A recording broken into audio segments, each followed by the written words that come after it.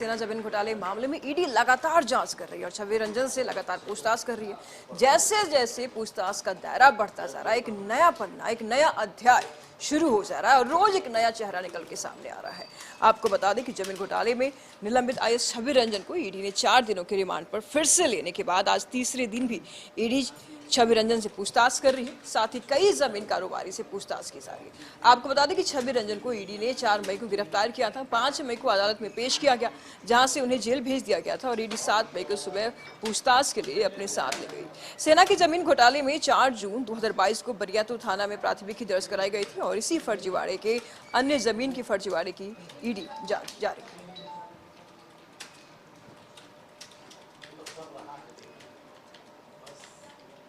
तो तमाम जानकारी के लिए रांची से न्यूज कोऑर्डिनेटर मनोज जी इस वक्त हमारे साथ बने हुए हैं। मनोज जी, आज भी छवि रंजन से पूछताछ हुई, आज क्या कुछ निकल के सामने आया?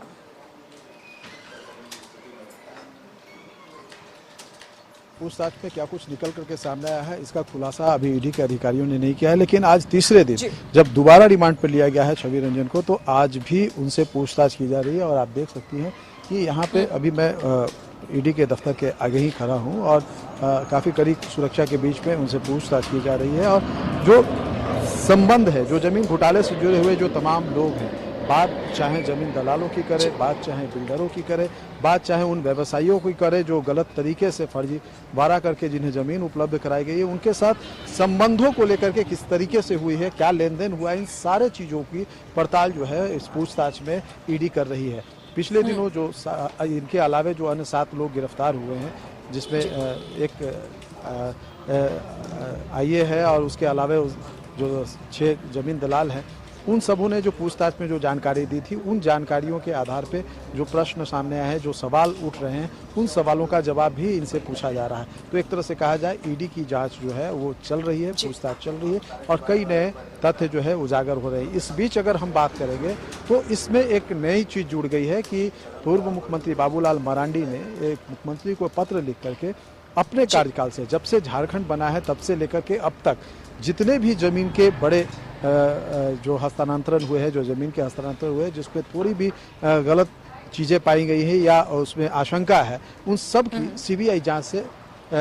सीबीआई से जांच कराने की मांग की गई है। क्योंकि बाबूलाल मरांडी ने जो पत्र लिखा है उसमें स्पष्ट तौर पे कहा है कि ईडी के बस की बात नहीं है कि इतने सारे मामलों को सही तरीके से जांच सके। और जो ईडी के जांच में जो तथ्य सामने आए हैं, जो पूछताछ में जो तथ्य सामने आए हैं, ईडी ने जो छापेमारी की थी, जो दस्तावेज जब्त किए, उसमें जो सारी चीज़ गड़बड़ियाँ नजर आई हैं, उन सारे चीज़ों की जांच अगर सीबीआई करे और ये उनके कार्यकाल से लेकर अभी तक, यानी झारखंड के निर्माण से लेकर के अभी तक जितने भी हुए हैं, तो एक बड़ा जमीन घोटाला जो है वो सामने आएगा। और इसकी जद में न कई बड़े अफसर बल्कि कई सत्ता और विपक्ष के कई राजनेता भी सामने आएंगे। इसको लेकर के भी जो है यहाँ पे आरोप प्रत्यारोप जो है शुरू हो गया है।